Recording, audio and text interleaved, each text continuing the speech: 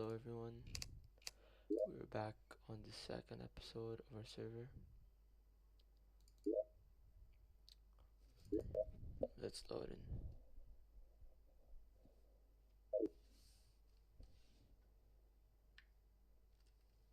in. So we left off at here, placing the piggy bank. Let's just organize our inventory. Always trash these headstones or gravestones. They're basically dead weight. Not really dead weight, but you gotta.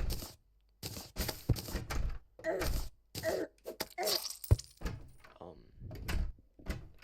what's really frustrating is that whenever you die, you drop coins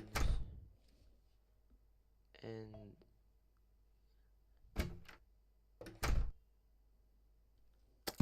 the tombstone, which is awful, cause yo please bro. Thank you Cole and the merchant. Trashed the tombstone and so yesterday we explored the left side. Now let's explore the right. Let's collect these. They make incredibly valuable loot.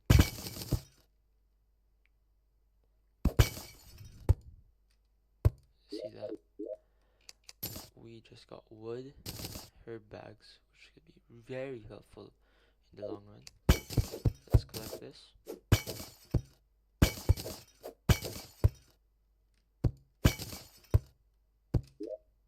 We actually got a bunch of coins. Not a bunch, but more than enough. The first armor set I will get is gonna be platinum. If we have platinum. In a game, in a world actually, 3 main ores can spawn. Tier 1, Tier 2, and Tier 3. For Tier 1 ores, for like each tier of ore, there can only be 2 variations. For in this world, we got the lead variation, which is very doesn't really make a change. And then for the other variations, iron. For tier 2, it's tungsten, which is this. And tier 3, actually, the other variation of tier 2 is actually silver. I don't recommend getting tier 1 or tier 2 armor, as they're pretty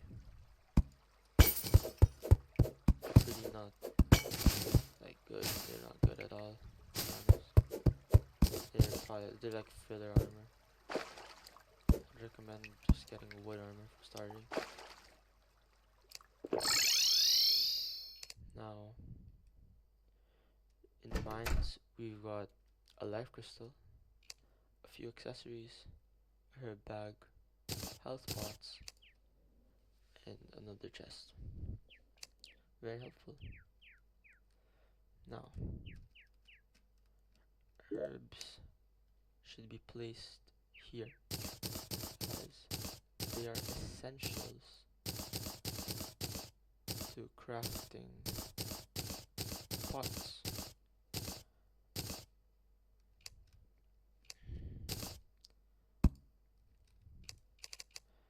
Press this to dispose all.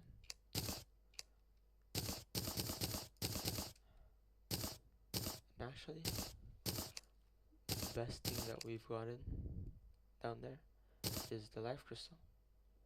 As you can see here, it adds another heart.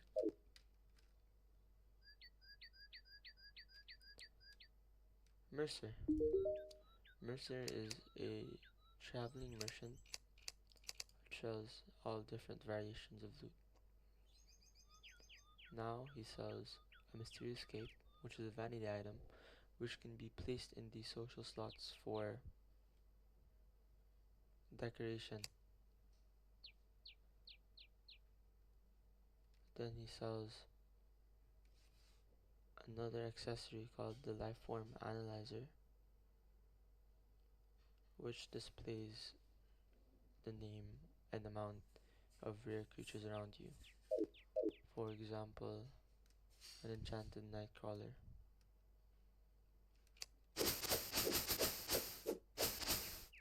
Explore more of the right side.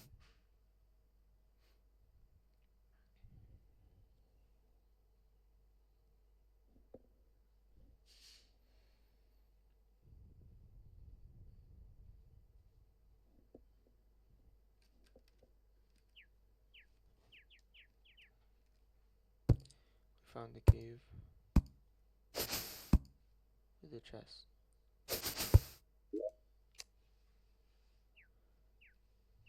Contains this, which is useless.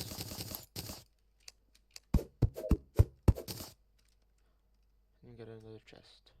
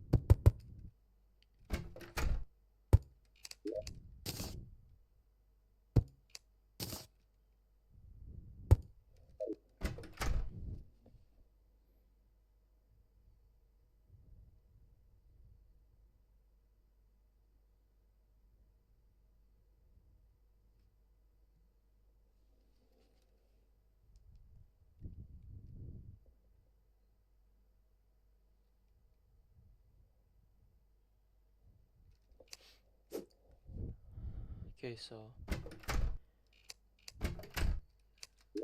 we've gotten a new NPC, Holly, nurse, an essential to beating the boss. And from that adventure, we've gotten a guide which sells for 85 silver, and that gives us our very first gold coin.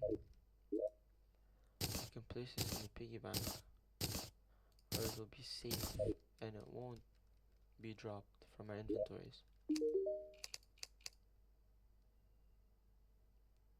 From these savings, we can buy multiple gear from the merchant or any other NPC that sells goods.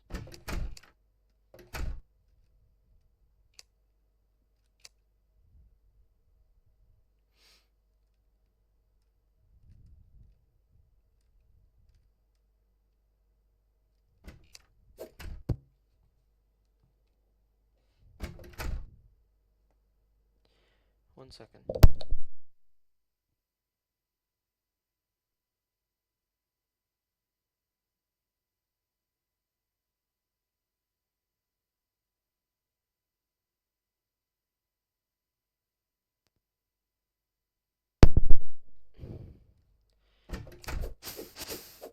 Now, finding one of the boss's spawn items is really rare. Not rare, but once you get to hard mode, it'll be very easy. Right now, the first boss we should focus on is King Slime. Really hard to find, and to find this spawn, we have to do a bunch of tedious tasks. This is an Eater of Souls, a member of the Corruption Biome. This mob is especially annoying when you're melee or mage, especially because you cannot find any ways to do damage. However, I just found out on the way. One bad part about this is the corruption biome, which spawns in those ugly looking mobs, is pretty close. It is annoyingly close because this means that we're gonna have to deal with this until we beat the wall of flesh. Until then, can't really do anything about it since we do not have the capabilities to prevent it significantly.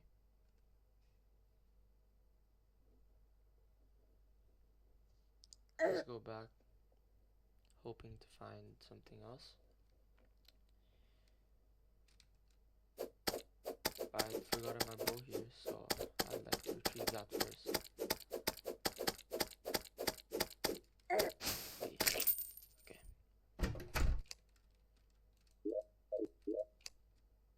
this rapid wooden bow. As you can see, there are modifiers such as heavy, forceful, and rapid, and these modifiers can also be applied onto accessories and weapons. As you can see on my wooden bow, it says rapid.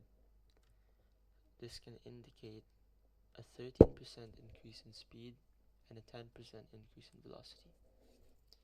On my axe, forceful, which is a 15% increase in knockback, while there can be modifiers which do not give an increase or an advantage at all. Instead, there will be a disadvantage, such as in heavy, it gives us -1 range. Actually, I don't think that's something to do with heavy, but it gives us -1, actually no, -9% speed, which is not that good since mining is a key to unlocking most of our gear, and we need to do this as fast as possible.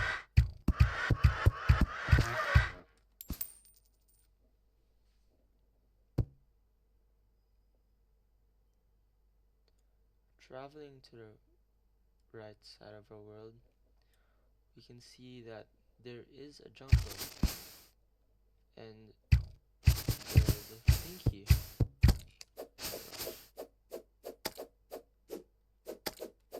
This, this has a bunch of HP. However, there's a barely enough damage to hit me.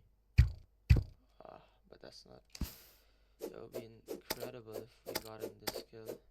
So I'll try my best to find it.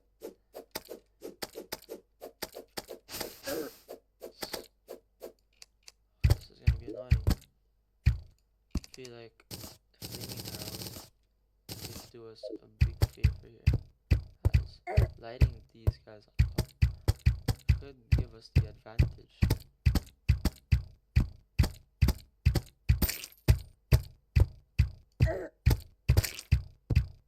Such a tedious process, but the rewards will be worth it. Remember, you should always judge the product based on the process. Something may be easy to get, but it might be more than worth it to task.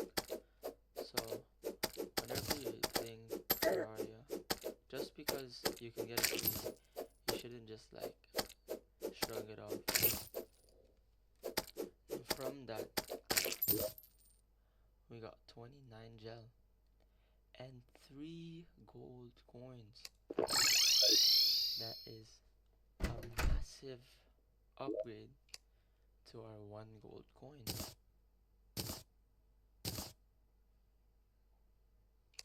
Doing so, we can get another gold coin,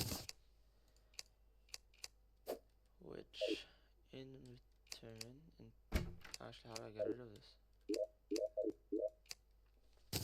In here, we can get a total of 5 coins.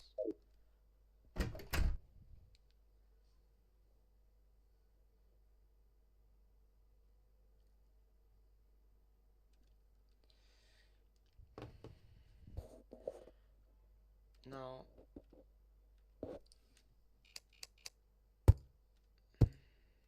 there are things that will be hard to get, but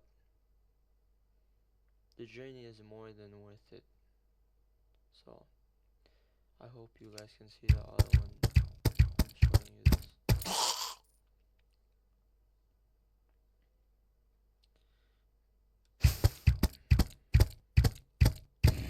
Tonight, there'll be a bunch of zombies, which is very annoying.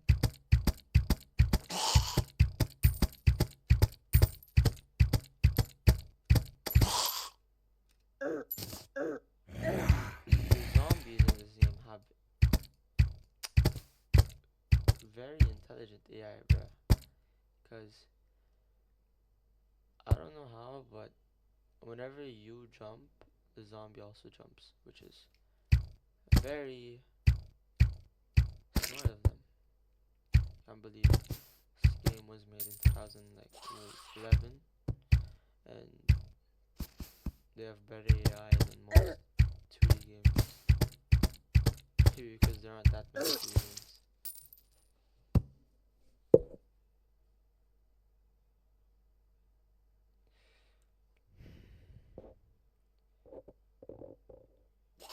And in the next episode, I'll be trying my best to find more and more gear so we can get closer to that first boss.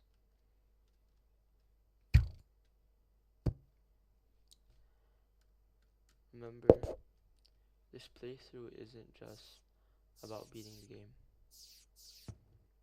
I'm here to make you guys see and feel what it's like to play Terraria.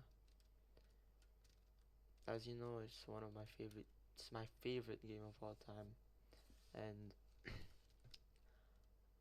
I just want to share with you guys my journey and what I love so much about this game.